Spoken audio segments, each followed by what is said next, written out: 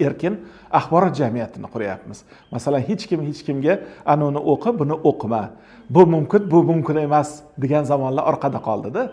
Bugun hamma narsa ochiq. Ijtimoiy tarmoq deysizmi, boshqa deysizmi? Hamma informatsiyani odamlarimiz o'qiyapti. Lekin jurnalistlarimiz ana shu muhitda, ya'ni men endi uni ham obrazli qilib aytadigan bo'lsam, media changalzor deyman-da, hozirgi muhitimizni. Xafa bo'lishmasin hamkasblarimiz.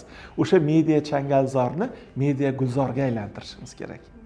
Bilasizmi, qaysi ma'noda har xil o'sha tuturuqsiz, har xil masalan odamlarni chalg'itadigan, qanaqadir odamlarning vaqtini oladigan, ko'ngilochar haddan ziyod, masalan hatto o'sha oxirgi paytlarda hatto axborotni ham ko'ngilochar nimalar orqali shunaqa yangi janrlar paydo bo'lyapti. Men bu turfaqillikda mediadagi qarshi emasman.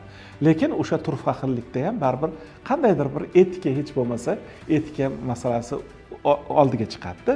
Chunki biz xalqni oldida baribir mas'ullikni birovga ag'darib qo'ya olmaymiz yoki xalqimizga o'zi tanlab o'qisin deb ayta olmaymiz.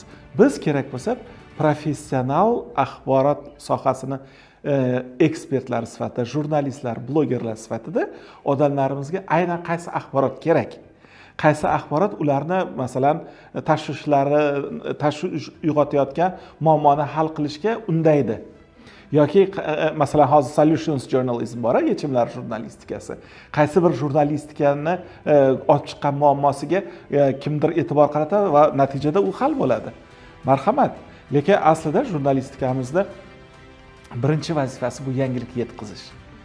Bo'layotgan voqealarni u qaysi ma'noda neytral pozitsiyadan turib o'quvchiga yetkazish.